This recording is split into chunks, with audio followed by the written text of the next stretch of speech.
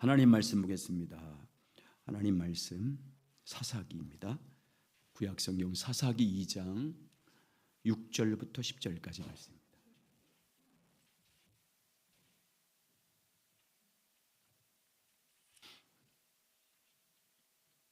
구약성경 사사기 2장 6절부터 10절까지 같이 읽겠습니다. 시작.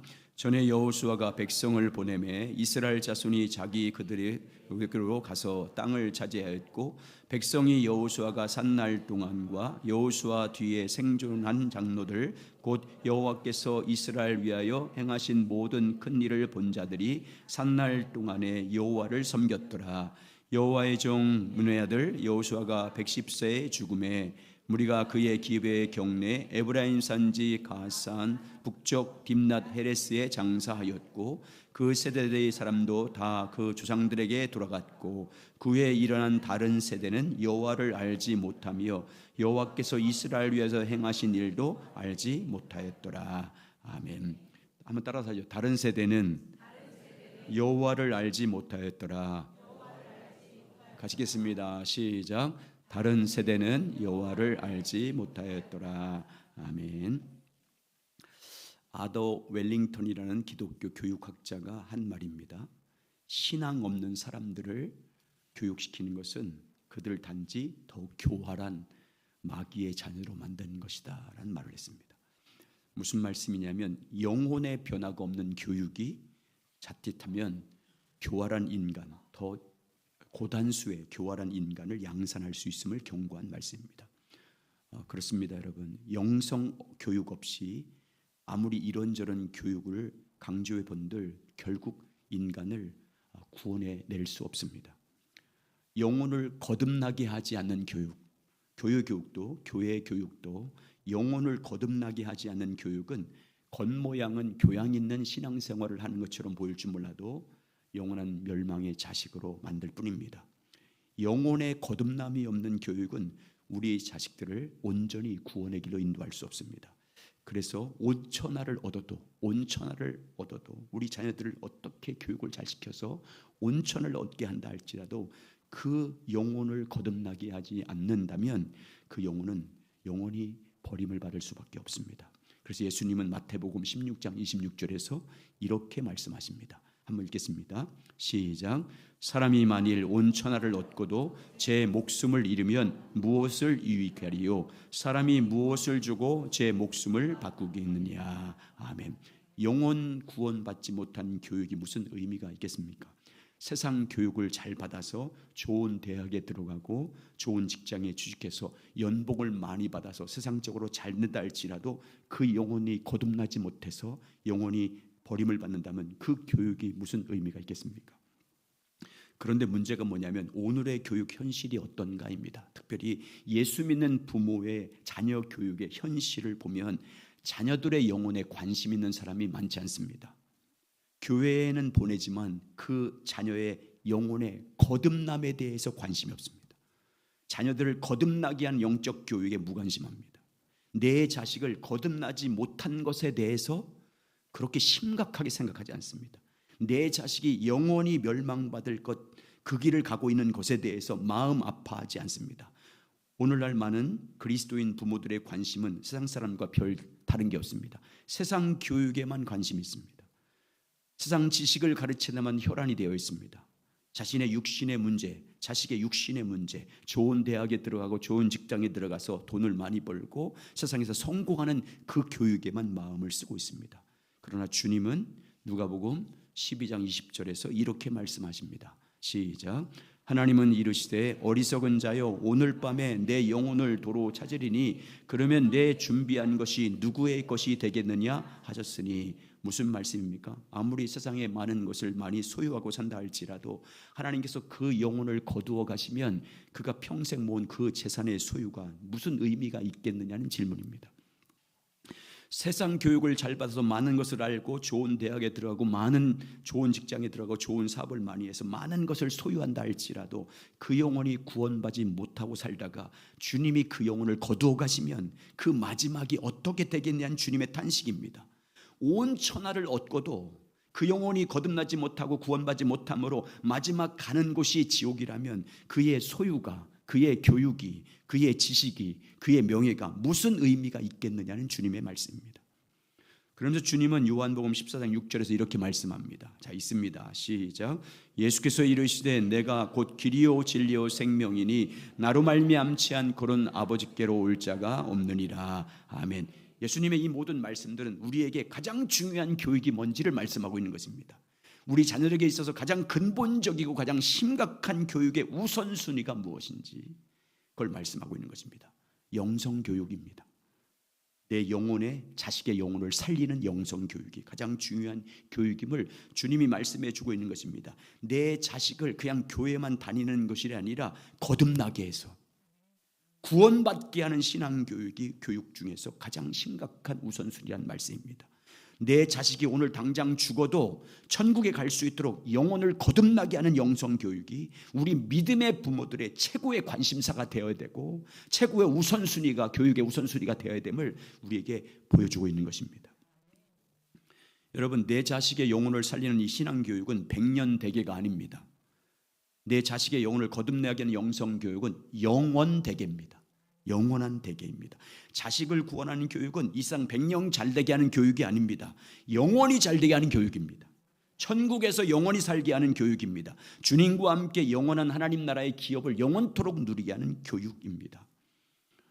그러므로 우리는 사랑하는 내 자식을 위해서 어떤 교육에 힘을 써야 되겠습니까? 내 자식, 사랑하는 자식에게 가장 우선적으로 무슨 교육을 해야 되겠습니까? 영원 대계를 위한 교육을 해야 됩니다. 내 자식의 영혼이 잘 되는 교육에 기도해야 되고 관심을 가져야 되고 우선순위를 둬야 됩니다. 내 자식의 영혼이 거듭나서 천국에 가는 영성 교육에 집중해야 됩니다. 그러므로 여러분의 자식의 영혼을 위해서, 영혼 구원을 위해서 간절히 정말 부모로서 기도하는 여러분 되시길 주의 이름으로 축복합니다. 내 자식의 영혼 대계를 위한 교육에 전념하시기 바랍니다. 그러려면 여러분, 부모인 내가 거듭나야 되고 내가 그 복음을 알아야 되고 그 복음에 굳게 서야 됩니다. 내 자녀의 영혼을 거듭나게 하기 위해서는 그 영혼을 거듭나게 하는 복음을 내가 갖고 있어야 되잖아요. 복음을 가지고 있어야 됩니다. 그래서 이번 주부터 복음을 성경 공부해요. 위대한 복음에 대해서. 여러분 수요일마다 여러분 열심히 공부하셔서 여러분이 갖고 있어야 가르칠 것 아닙니까? 그래서 여러분의 자녀와 여러분 자신뿐만 아니라 여러분 자녀들을 거듭나게 해서 영원 대계의 축복을 누리는 모든 자가 되시길 주의 이름으로 축원합니다. 자, 오늘 본문은 이 내용을 보여주고 있습니다. 본문은 사사시대 이야기입니다. 사사시대는 이스라엘 백성들이 출애굽한 다음에 가나안 땅을 정복했습니다. 그리고 각 지파에게 땅을 분배해서 정착했습니다. 그리고 나서 여호수아가 죽습니다. 여호수아가 죽고 나서부터 그리고 이스라엘 왕국 시대가 이른다. 이스라엘 초대 왕이 사울 왕이 되는데 사울 왕이 즉위함으로 왕정 시대가 열립니다. 요때까지 여호수아가 죽고 이스라엘 왕정 시대가 시작하기 직전까지 약 400년이라고 말하는데 정확하면 340년 정도 됩니다. BC 390년에서 BC 1050년 그 사이 340년 사이를 사사시대라고 말합니다. 이 시대는 사사로 불려진 지도자들이 간헐적으로 등장해서 이스라엘을 통치하게 됩니다. 안타까운 것은 이 사사시대가 이스라엘 구약 역사 가운데 가장 악한 시대, 가장 타락한 시대, 가장 영적으로 암흑시대라고 말합니다. 왜 사사시대가 이스라엘 역사 가운데 가장 악한 시대고 영적 암흑시대라고 불리냐면 이스라엘 백성들이 여호와 하나님을 배반하고 그 가나안 땅을 기업으로 주었고 정착해서 살게 했는데도 불구하고 그 하나님을 배반하고 범죄하는 악순환을 계속해서 자초했기 때문입니다. 자, 사사기를 읽어보면 패턴이 4가지 패턴으로 돌아갑니다. 자, 이스라엘 백성들이 범죄합니다. 하나님의 은혜를 잃어버리고 하나님을 배반하고 범죄해서 바알과 아사를 섬깁니다. 그럼 하나님이 두 번째로 그들을 징계합니다. 하나님께 돌아오게 하기 위해서, 회개시키기 위해서 하나님이 이방 민족들과 그리고 그 땅 가운데 그들이 완전히 정복하지 못하고 남겨준 그 가나안 족속들이 너희 옆구리에 가시가 될 것이라고 말씀했지 않습니까? 그처럼 가시 역할에서 그들을 계속 찌릅니다. 징계합니다. 고난당하게 합니다. 이방 민족을 통해서 가나안 족속을 통해서 계속 고통을 당하면 그 고통 가운데 세 번째로 이스라엘 백성들이 그때서 비로소 회개하기 시작합니다. 하나님께 나와서 부르짖기 시작합니다. 구원해달라고 간구합니다. 그럼 네 번째, 하나님께서 사사를 세워주셔서 그 사사를 통해서 구원해 주십니다. 그러면 사사를 통해서 구원받은 이스라엘 민족은 태평시대를 열게 됩니다. 40년 80년 태평시대를 열다가 또다시 범죄하기 시작합니다. 또 범죄하고 하나님이 징계하고 또 회개하고 그럼 또 다시 사사를 통해서 구원하고, 이런 끝없는 악순환이 계속된 것이 사사기입니다. 그러면 왜 그들이 이런 악순환을 계속했냐면 1세대 출애굽에서 가나안 땅에 정착한 1세대들이 다른 세대들을 교육하지 않았기 때문입니다. 영성 교육에 실패했기 때문입니다. 자, 보겠습니다. 7절 같이 있습니다. 시작.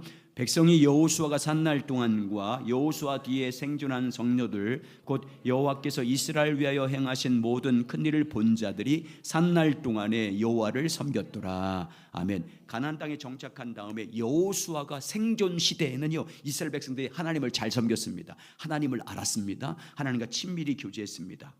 그래서 여호수아는 죽을 때 나와 내 집은 여호와를 섬기겠노라고 유언하고 죽지 않습니까? 그리고 가나안 땅에 정착하는 과정 가운데 하나님께서 이스라엘 가운데 역사했던 그 모든 것을 경험했던 장로들이 있습니다. 여호수아와 함께 이스라엘 백성들이 가나안 땅 오는 과정 가운데, 출애굽부터 가나안 땅 오는 과정 가운데 하나님이 역사했던 것을 경험했던 세대가 있습니다. 그들은 하나님을 잘 섬겼습니다. 1세대들이죠. 믿음의 조상들입니다. 여호수아 죽은 후 여호수아와 함께 활동했던 장로들이 살아있는 동안은 이스라엘 백성들이 하나님을 잘 섬겼습니다. 그런데 문제는 여호수아가 죽고 그리고 여호수아와 활동했던 장로들이 다 죽은 다음에 문제가 생겼습니다. 10절. 자, 10절입니다. 시작. 그 세대 사람도 다 그 조상들에게 돌아갔고 그 후에 일어난 다른 세대는 여호와를 알지 못하며 여호와께서 이스라엘 위하여 행하신 일도 알지 못하였더라. 아멘. 여호수아와 장로들이 죽은 다음에 세대들을 뭘로 하면 다른 세대 이렇게 표현하고 있어요. 다른 세대, 신세대들입니다. 다른 세대. 그 다른 세대는 어떠했다고 말씀하고 있어요? 여호와를 알지 못했다. 여호와께서 이스라엘 백성들을 구원하기 위해서 또 가나안 땅에 정착하기 위해서 행하신 일을 알지 못했다라고 말씀합니다. 여러분, 이 다른 세대들이 하나님을 알지 못했다는 의미는 그들이 하나님의 존재를 알지 못했다는 그런 말이 아니고, 물론 하나님의 존재를 알았습니다.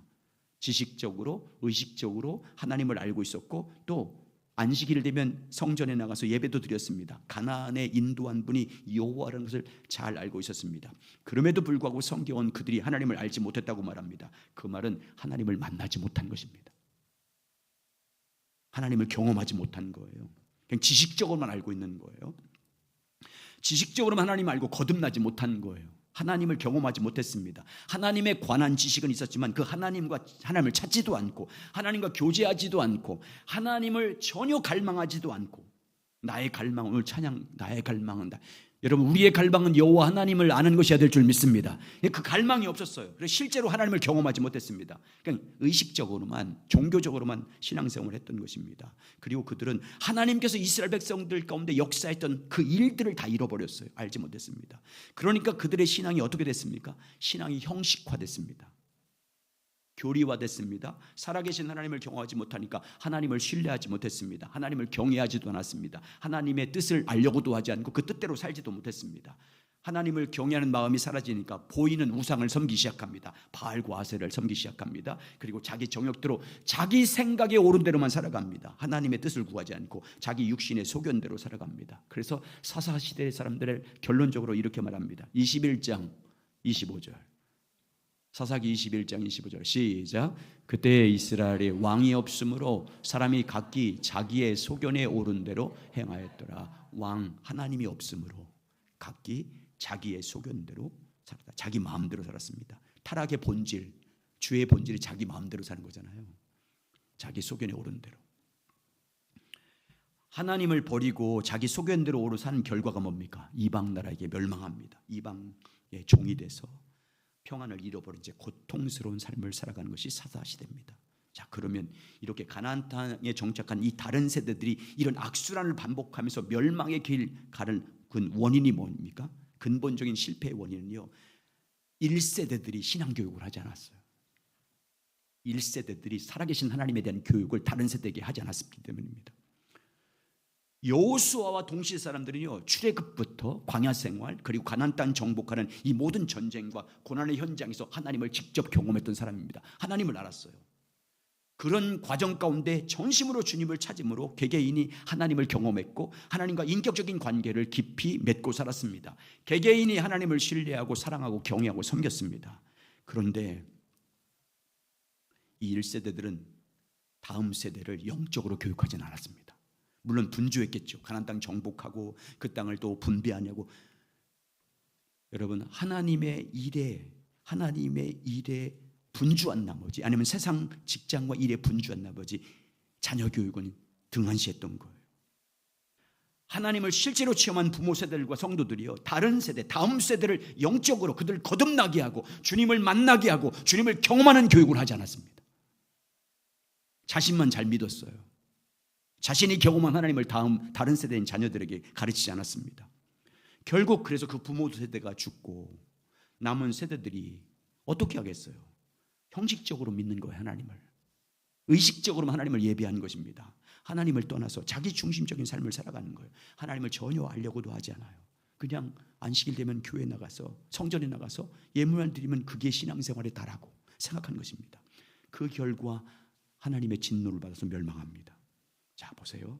청교도들 얘기하겠습니다. 미국에 정착한 1세대가 청교도지 않습니까? 신앙의 자유를 찾아서 목숨을 걸고 항해해서 도착한 것이 미국이지 않습니까? 1세대 청교도는요, 하나님 제일주의 신앙으로 살았습니다. 기독교 2000년 역사 가운데 가장 신앙이 좋은 세대를 말할 때 청교도를 말합니다. 그게 신앙이 얼마나 좋으니까, 여러분, 영국으로부터 박해를 받으니까 신앙의 자유를 찾아서 나온 거잖아요, 기독교인들이. 그래서 정착했습니다. 그들은 하나님을 전심으로 섬겼습니다. 하나님과 친밀히 교제하고 하나님을 경외함으로 하나님을 체험한 세대입니다. 모든 것의 주인이 하나님의 절대 주권이란 신앙을 세웠던 세대가 바로 청교도 세대입니다. 그런 신앙으로 살았어요.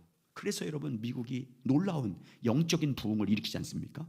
오직 하나님만 섬기는 민족이 되지 않습니까? 누구든, 대통령이 되든 누구든 성경에 손을 얹고 서약을 하지 않습니까? 그런데 미국의 다른 세대들은요, 다음 세대들은 1세대에 이룬 것을 가지고 쾌락을 즐기기 시작합니다. 경제적인 축복을 받지 않습니까? 그러니까 다음 세대들이 자기 조상들이 이룬 경제적인 부를 누리기 시작합니다. 정신이 나갔어요. 그래서 형식적으로 신앙생활을 하기 시작합니다. 하나님을 떠나서 자기 마음대로 살아갑니다. 그러자 경제적인 부를 이루었지만 도덕적으로, 영적으로 급격하게 타락합니다. 이렇게 다음 세대들이 타락한 이유가 뭡니까? 1세대 미국에 정착하기 위해 있었던 그 청교도 신앙인들이 자기 다음 세대를 영적으로 교육하지 않았어요. 그들을 거듭나는 교육에 관심이 없었습니다. 정착하는 데 바빠서. 그래서 다음 세대들이 타락했을 때 미국에서 일어나는 운동이 대각성 부흥 운동입니다. 회개 운동과 함께 다음 세대를 교육하는 교회학교 교육이 불같이 일어나기 시작합니다. 그래서 다음 세대를 살리는데 크게 성공합니다. 그래서 그 영향을 받아서 모든 나라 교회의 교회학교 교육을 전수한 곳이 바로 미국의 교회학교입니다. 그나마 그래서 지금도 미국이 그렇게 지금까지 은혜 가운데 있는 것입니다. 그런데 지금은 좀 심각한 것 같아요, 미국이. 여러분 보세요. 우리 세대 보세요. 우리나라 1세대 믿음의 세대도 보십시오. 1세대들은 일제강점기를 경험하지 않습니까? 전쟁, 6.25 전쟁도 경험해요. 가난, 극심한 가난, 보릿고개를 통과합니다. 그럼에도 불구하고 보세요. 그런 일제강점기와 6.25 전쟁으로 인한 고통과 고난과 가난을 극복하기 위한 그 고난을 겪으면서도 하나님을 전적으로 의지했습니다. 여러분, 삶을 살아가기 위해서, 자녀를 교육하기 위해서 그렇게 고통당하고 하루 종일 수고해도 저녁이 되면 교회에서 기도하고 산에 올라가서 기도하고, 그래서 하나님을 만나잖아요. 하나님을 경험하지 않습니까? 살아계신 하나님을 경험해요. 그래서 여기 1세대들을 통해서 한국교회가 이렇게 부흥한 거잖아요. 그런데 기성세대들의 잘못이 뭐냐면 자녀들의 교육에 올인하지 않았어요. 신앙교육보다 세상교육에 집중하기 시작했어요. 영혼 대계를 위한 영적 교육에 뒷전이고 세상 교육에만 혈안이 되지 않습니까? 자식의 영혼에 거듭나는 데서는 관심이 없고, 대학 입시, 어떻게 하면 좋은 직장에서 많은 연봉을 받게 할까, 이런 교육에만 마음이 다 빼앗겼습니다. 세상 사람과 똑같이. 내 자식의 영혼이 잘 되고 마음이 변화되고 거듭나는 영적 신앙 교육에는 헌신하지 않고 어떻게든지 입시 위주의 지식을 가르치는 교육에 분주했습니다. 세상 성공, 세상에서 잘됨과 세상 교육에만 전념하지 않습니까? 그 결과 우리 자녀들이 어떻게 됐습니까? 하나님을 알지 못합니다. 교회에 나와 있지만 형식적으로 예배드릴 뿐입니다. 하나님 만나는데 관심이 없습니다. 하나님을 점점 멀리하고 있어요. 하나님을 전혀 체험하지 못하고 경험하지 못하고 거듭나지 못하고 있습니다. 교회에 와서 앉아있지만 거듭나지 못했어요. 만약에 여러분 우리 자녀들이 이대로 주님 앞에 간다면 과연 몇 명이나 구원 받을까요? 내 자식이. 그런 생각을 해봅니다. 저는 이대로 죽으면 과연 천국에 갈 수 있을까? 그리고 우리 자녀들이 이렇게 살다가 죽어서 지옥 간다면 그 교육이, 그렇게 열심히 된 그 교육이 무슨 의미가 있습니까, 여러분? 세월호 경험했잖아요. 세월호 봤지 않습니까? 그 청소년처럼 우리 자식 가운데 그런 일이 벌어지지 않는다는 보장을 우리가 어떻게 할 수 있습니까? 이 세상에서. 만약에 그런 일이 닥친다면, 그래서 우리 자식이 지옥 간다면 내가 그렇게 열심히 했던 세상 교육이 무슨 의미가 있냐고요, 여러분. 그 좋은 대학과 좋은 직장이 무슨 의미가 있습니까, 여러분? 세상에서 잘됨이 무슨 의미가 있냐고요, 여러분. 현세가 중요하지만 영생이 더 중요합니다, 여러분. 이 세상의 삶도 중요하지만 교육도 중요하지만 천국에서 거듭나는 영원한 삶을 사는 교육이 더 중요합니다, 여러분. 육신의 생명은 짧지만 영원한 생명은 영원합니다. 이 땅의 삶은요, 영생을 준비하는 삶이에요. 이 세상에서 하나님을 어떻게 섬기고 사냐에 따라서 그 사람의 영혼이 결정되지 않습니까? 천국에서 영원히 사느냐 아니면 지옥에서 영원히 사냐고 믿음에 의해서 결정되잖아요. 거듭남에 의해서 결정되지 않습니까?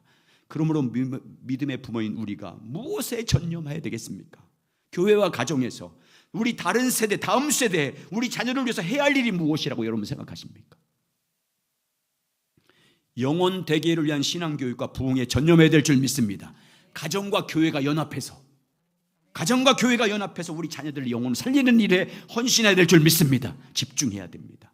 세상 교육도 하지 말라는 소리는 아닙니다. 여러분, 우리 자녀들의 영혼이 거듭나는 영적 교육에 우선순위를 두고 교회와 가정이 연합해서 지혜를 모아야 할 때입니다.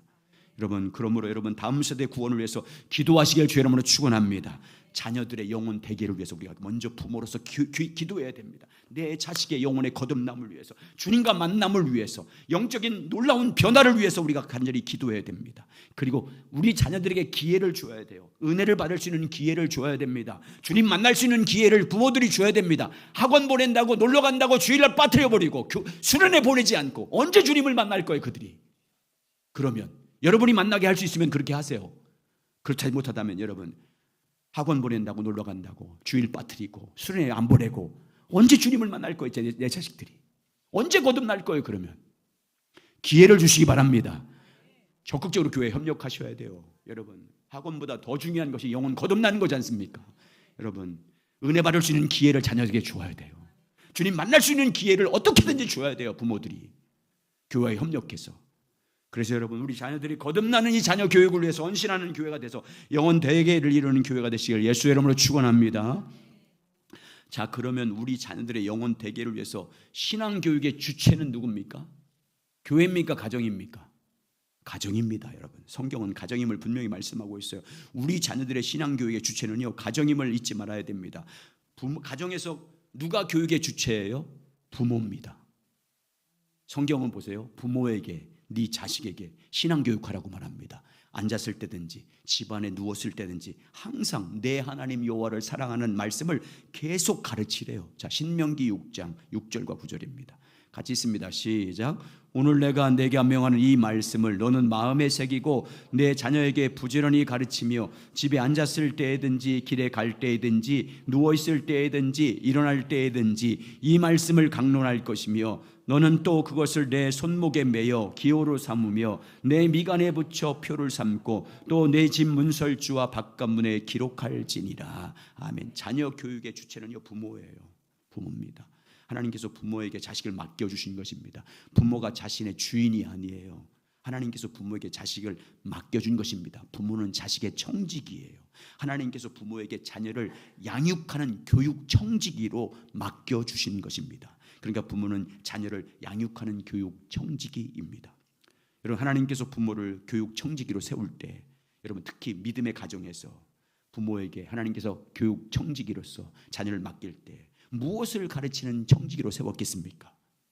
성도들에게 자녀를 맡겼을 때 부모에게 무엇을 부지런히 가르치는 청지기로 부모를 세웠다고 생각하십니까? 마음을 다하고 뜻을 다하고 힘을 다하여 주 여호와 하나님을 사랑하도록 가르치도록 교육 청지기로 세워주신 겁니다. 예수 그리스도를 나의 주님으로 나의 구원자로 믿음으로 말미암아 영생을 얻도록 가르치라고 청지기로 부모에게 맡겨주신 것입니다.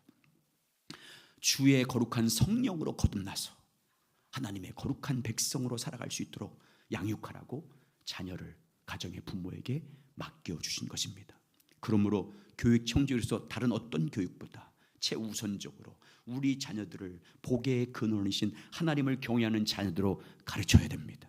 제일 먼저 예수 그리스도의 복음을 전해서 믿음으로 영생할 수 있도록 우리가 부모로서 청지기로서 도와줘야 됩니다.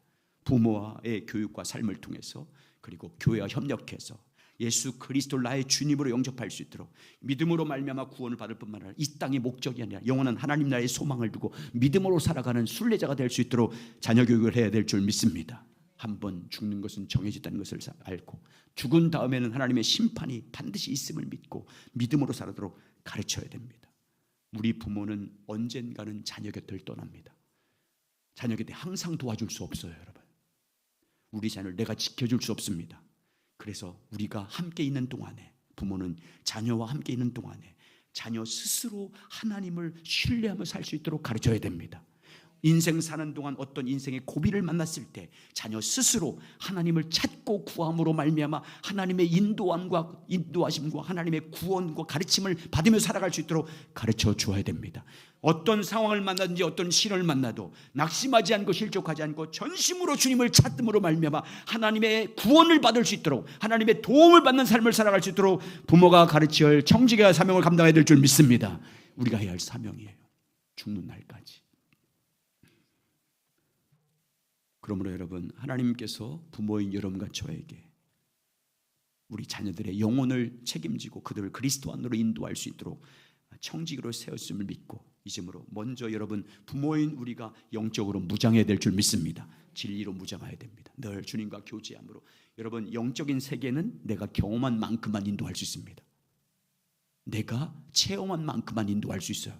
부모가 먼저 그 은혜를 누리지 못하면 영적인 주님과의 깊은 교제와 또 주님이 주신 그 은혜들을 내가 경험하지 못하면 자녀들 그 맛을 자녀들에게 물려줄 수 없어요. 그 진리 가운데 인도할 수 없어요. 그러니까 부모가 먼저 주님 앞에 올저려 서서 주님을 전심으로 찾고 주님과 교제함으로 그 영적인 세계를 맛봐야 될 줄 믿습니다. 그래서 내가 그 은혜를 가지고 그 사랑을 가지고 우리 자녀들을 그 믿음의 갈로 인도하는 우리 모두가 되시길 주의 이름으로 축원합니다. 자, 그러면 우리가 우리 자녀들에게 무엇을 가르쳐야 되는지.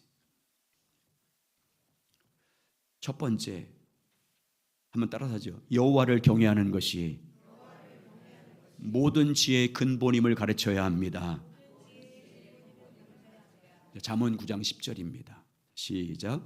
여호와를 경외하는 것이 지혜의 근본이요 거룩한 자를 아는 것이 명철이니라. 먼저 전제로 할 것은요, 우리 자녀들에게 가르칠 때 이건요 말로 안 됩니다. 말만 해서는 안 됩니다. 특히 아이들이 자라면 자랄수록 성인이 될수록 더 힘들어요. 그러니까 이건 말과 그렇게 살아가야 돼. 내가 하나님을 경외하는 삶을 살아야 됩니다. 그래서 본을 보여야 돼요. 본을 보여야 됩니다. 기도와 본을 통해서 가르쳐야 됩니다. 여호와를 경외하는 것이 모든 지혜의 근본임을 가르쳐야 됩니다. 두 번째, 영생은 유일하신 하나님과 그의 보내신 자 예수 그리스도를 아는 것이라는 것을 가르쳐야 됩니다. 자, 요한복음 17장 3절입니다. 시작. 영생은 곧 유일하신 참 하나님과 그의 보내신 자 예수 그리스도를 아는 것이니라. 유일하신 참 하나님, 창조주 하나님, 그리고 그의 보내신 자 그리스도 예수를 아는 일을 위해서, 알기 위해서는 주님과 교제해야 되지 않습니까? 그런 것을 가르쳐야 됩니다. 세 번째는 예수 그리스도 이름만이 유일한 구원의 이름임을 가르쳐야 됩니다. 사도행전 4장 12절입니다. 시작. 다른 이로서는 구원을 받을 수 없나니 천하 사람 중에 구원받을 만한 다른 이름을 우리에게 주신 일이 없음이라 하였더라. 예, 그렇습니다. 예수 그리스도만이 구원임을 알고 그 예수 그리스도를 마음에 영접함으로 이제부터 그 예수 그리스도를 믿는 믿음으로 살도록 내 안에 계신 그리스도, 우리 자녀들이 예수 그리스도를 믿음으로 말미암아 거듭나게 해서 거듭난 영혼들 가운데 주님이 항상 어디 가든지 자기 안에 계심을 믿도록, 여러분 안에 계신 것처럼 우리 자녀들 가운데 항상 주님이 함께 하심을 믿고 그분과 친밀히 믿는 믿음으로 살아가는 것임을 가르쳐야 됩니다. 갈라디아서 2장 20절입니다. 이렇게 말합니다. 시작. 내가 그리스도와 함께 십자가에 못 박혔나니 그런즉 이제는 내가 산 것이 아니요 오직 내 안에 그리스도께서 사신 것이라.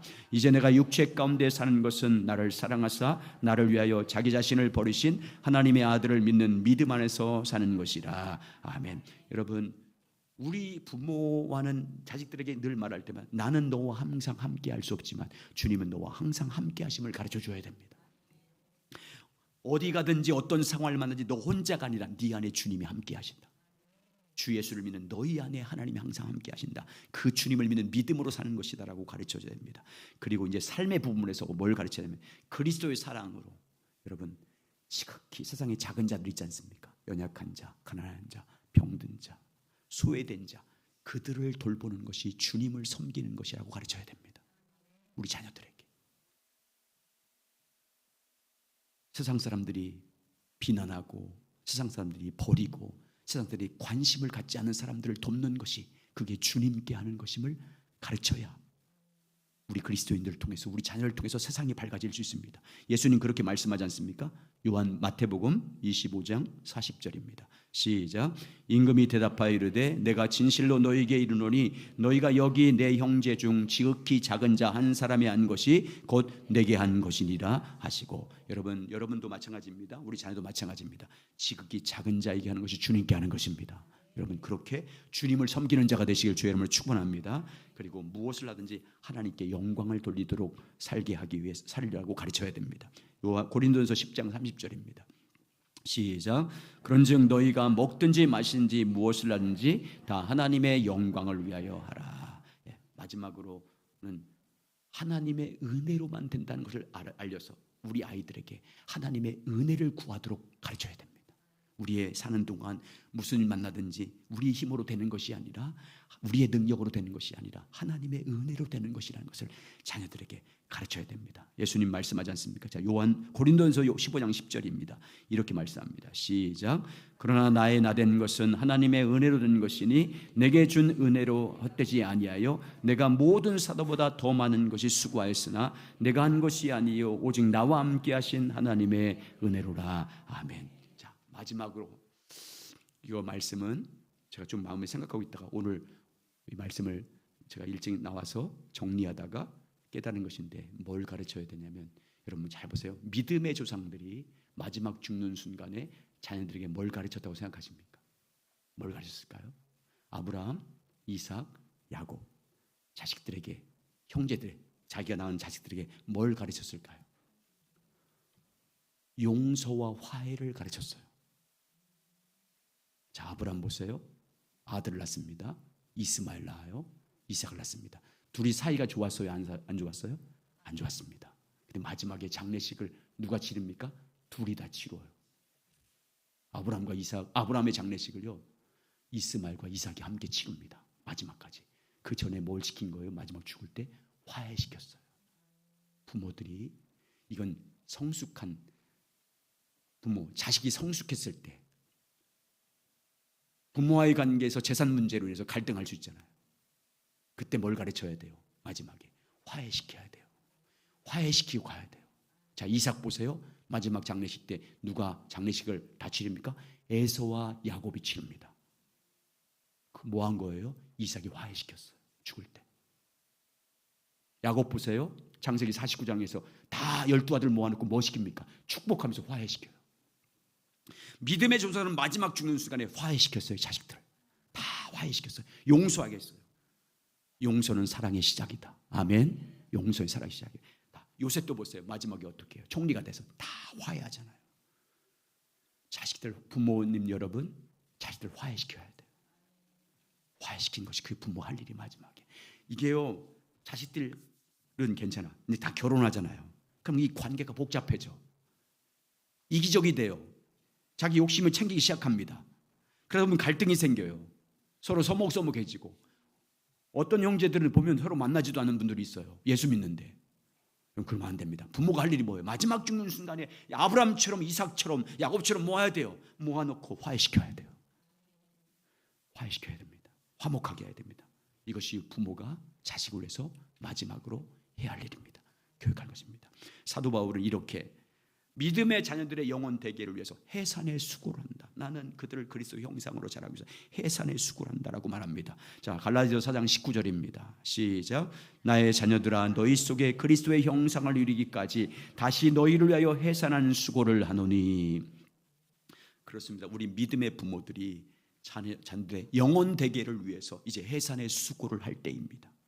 이 땅에서 교회들이 우리 다음 세대의 영혼 구원을 위해서, 그들의 거듭남을 위해서 이제부터 교회와 부모들이 연합해서 해산의 수고를 할 때입니다. 여러분, 지금 교회학교 교육이 절대 위기지 않습니까? 여러분, 우리 교회는 그래도 감사하지만, 여러분 노회에 가보면 난리예요. 다음 세대의 교회 학교가 없어지는 교회가 수없이 많습니다. 우리처럼 우리 교회만큼의 수준의 성도들이 많이 동참하는 데도 불구하고, 더 많은 성도들이 참여하는 데도 불구하고 교회 학교가 없어요. 이제는 여러분, 이건 부모의 문제가 아니고 교회 문제입니다. 이제 교회와 교사들과 부모가 함께 연합해서 다음 세대 영혼 구원을 위해서, 다음 세대의 거듭남을 위해서 정말 헌신할 때인 줄 믿습니다. 해산의 수고를 할 때입니다. 여러분, 나라적으로도 마찬가지고, 가정적으로 마찬가지고, 교회적으로도 마찬가지고, 다음 세대가 살아나지 않으면 희망이 없어요. 이민족도 희망이 없습니다. 이 사회도, 가정도 희망이 없잖아요. 여러분, 다음 세대가 없는 교회가 무슨 희망이 있어요, 여러분? 언젠가는 사라질 것 아닙니까? 교회 없어질 것 아닙니까? 그러니까 우리가 이 시대에 이제 다시 한번 영적으로 하나님께 도전을 받아서 정말 이제 다음 세대 살리는 일에, 우리 자녀와 뿐만 아니라 이 다음 세대를 어떻게 하든지 거듭나게 하기 위해서 교육하는 일에 교회와 성도들과 교사와 그리고 부모들이 함께 연합해야 될 줄 믿습니다. 혼자 되지 않아요. 같이 해야 돼요. 교회, 가정, 더 나아가서 학교까지 연합해야 된다고 말을 합니다. 이 교회 교육학자들이 학교와 가정과 교회가 연합해야 다음 세대를 살릴 수 있다. 여러분, 우리가 정말 이 다음 세대 살리는 일을 위해서 이제 먼저 기도부터 시작하시기 바랍니다. 부모 여러분, 다음 세대 살리기 위해서 기도해야 됩니다. 그리고 신앙으로 무장해서 함께 이들에게 복음을 전하고 예수 그리스도의 사랑으로 이들이 성령으로 말미암아 거듭난 세대가 될 수 있도록 우리 함께 연합을 해서 우리 다음 세대 가운데 놀라운 붕, 오늘 같이 부를 것인데, 우리 다음 세대에 살아나는 그 영광을 우리 함께 보는 복된 교회 되시길 예수님의 이름으로 축원합니다. 우리 일어나서 우리 오늘 눈물로